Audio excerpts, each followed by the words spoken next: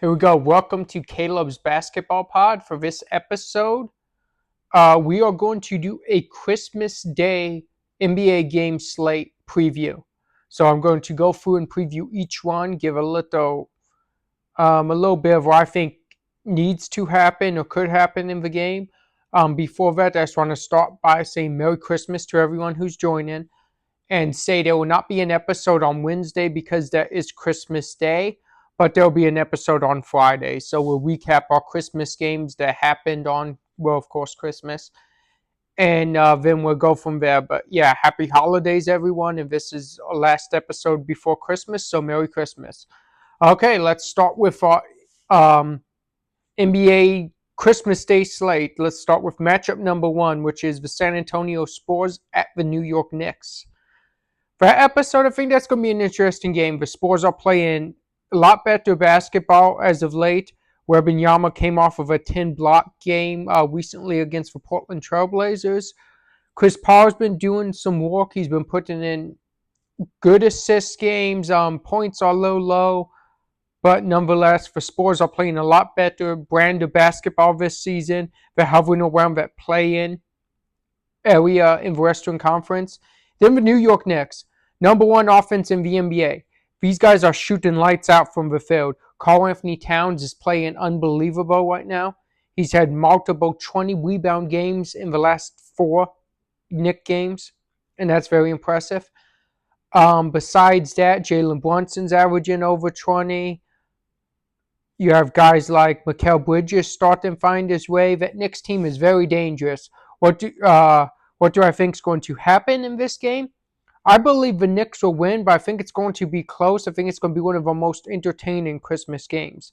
That Spurs squad is just competing, and I love it. And also, if you're interested, you can also check out the animated Disney Plus version of this game, which would be very, very interesting. So,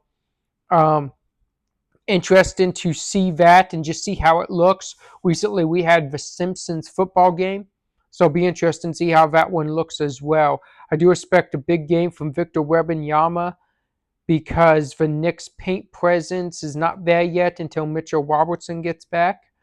So I don't think their paint's going to be well protected, but I still see the Knicks winning in the end. Let's move on to Game 2.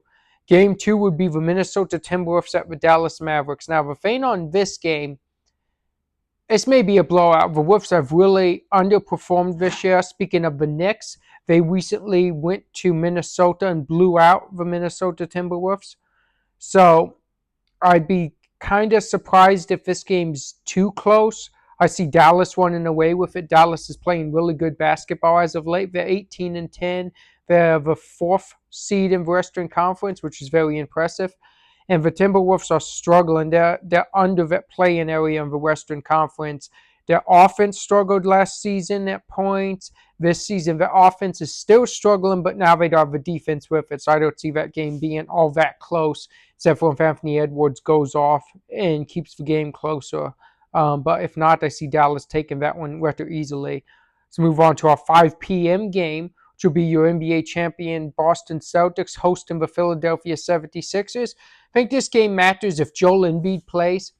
Either way, I don't see the Sixers giving much competition to the Celtics. As long as the Celtics are healthy, I see that game being kind of a blowout as well. That Sixers team is just underperformed. Yes, they've had a lot of injuries, but the thing is, your system as a coach has to be so good that these injuries don't make a difference. And the system's not. And all these injuries are really making a difference on how the Sixers are playing. And Paul George has not had a great season either. He's played really subpar after that big contract. So I just don't see this one being close either. Sixers have slowed the game down, cut out for triples against the Celtics if they want to keep it close and try to keep it a physical game with feeding the ball to Joel Embiid. But I just don't see that lasting for long. I see the Celtics running away with this one. Our next game is 8 p.m. and it is the Los Angeles Lakers at the Golden State Warriors. The teams that have the best record, both around the 6th and 7th seed in Western Conference, around that area of Lakers and Warriors. But you do get to see LeBron James going at Stephen Curry, and that's always fun and entertaining. I believe that's why this game was picked for Christmas. So I expect to see a fun back and forth between LeBron and Steph, just knowing we probably won't get too many more of these matchups.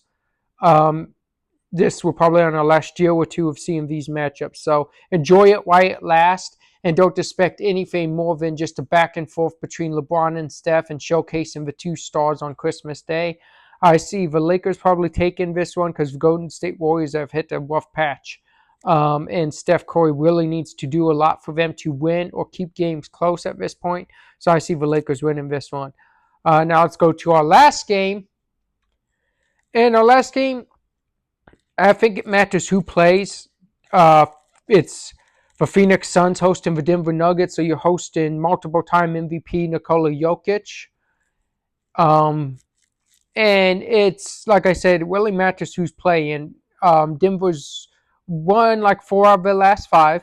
Interesting. The Suns struggle when KD don't play.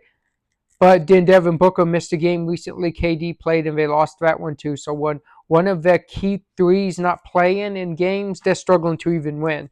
So, like I said, it depends who's all healthy. We hope both teams are healthy or decently healthy at this point in the season. And we hope we have a good game. I see the Denver Nuggets getting it.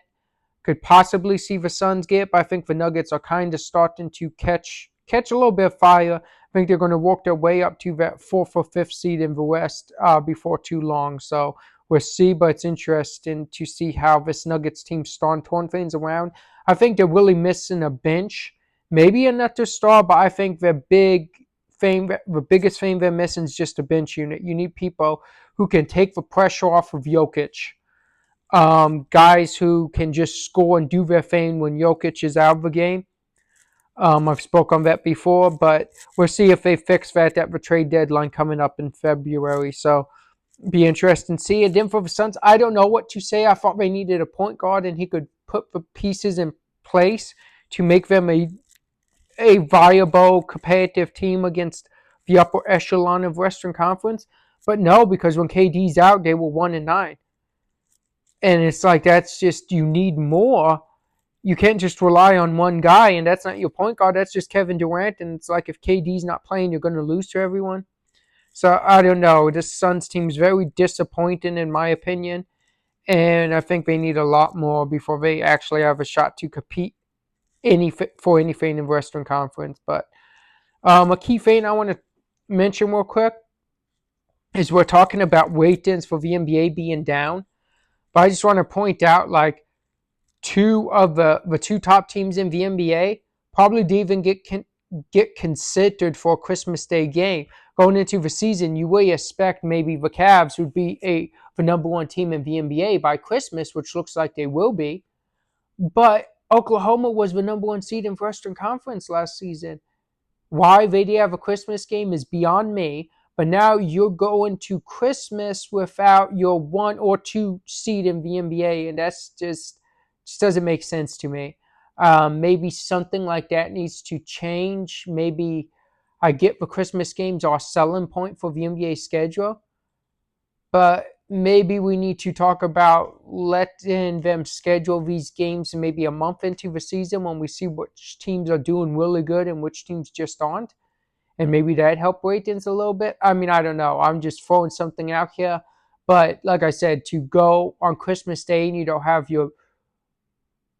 the number 1 best team in the NBA and the number 2 best team in the NBA, that's a little iffy on schedule making. But hey, we did, like I said, we didn't know the Cavs would be this good, but Oklahoma should have had a game on Christmas. Really should have been them against Dallas, but I don't know. We got what games we have, and let's enjoy them and hope that the ratings go up and hope that things start turning around in that area. But like I've said before, I think this season's been really fun and really competitive for the most part all the way around. So I'm enjoying this season, but hope you guys are too. Again, no pod on Christmas Day, so Merry Christmas, Happy Holidays, and I will see you Friday right here on Caleb's Basketball Pod.